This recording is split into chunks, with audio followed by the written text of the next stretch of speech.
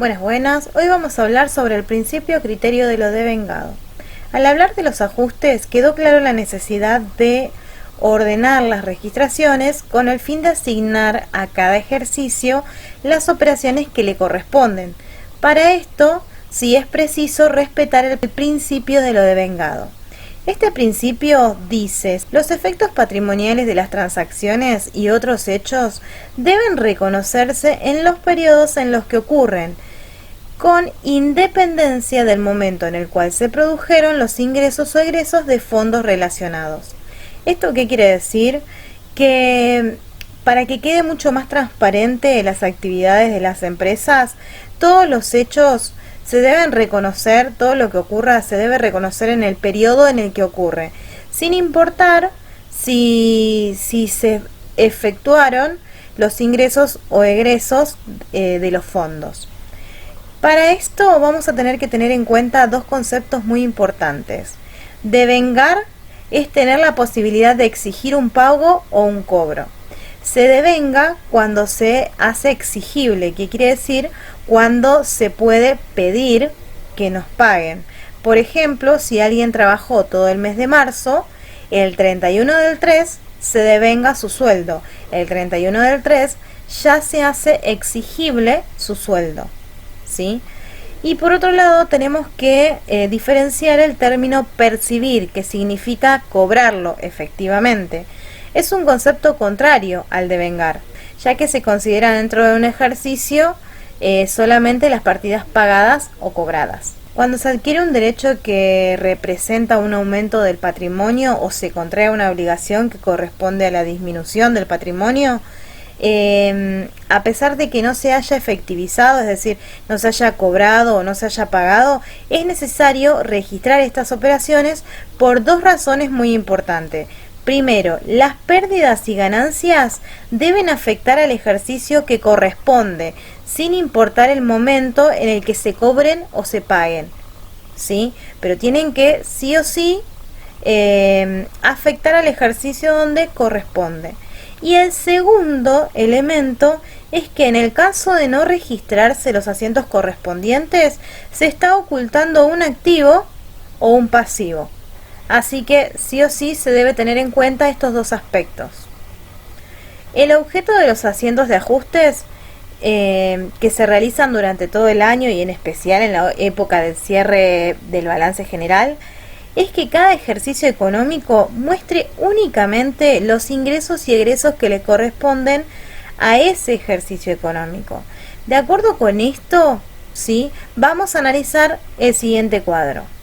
Vamos a tener por un lado los resultados positivos, es decir, las ganancias, ¿sí? En las ganancias nosotros vamos a tener ganancias cobradas y devengadas, que van a ser las ganadas, ¿sí?, que van a ser reguladoras. Después vamos a tener ganancias cobradas y no devengadas, que van a ser cobradas por adelantado. Estas van a generar un pasivo. Y después vamos a tener las ganancias devengadas y pendientes de cobro, es decir, que van a ser a cobrar, que van a ser parte del activo. Después vamos a tener, ¿sí?, las pérdidas. Vamos a tener pérdidas pagadas o devengadas, que van a ser reguladoras, ¿sí?, que disminuyen. Después vamos a tener pérdidas pagadas y no devengadas, ¿sí?, pagadas por adelantado, que van a pertenecer al activo.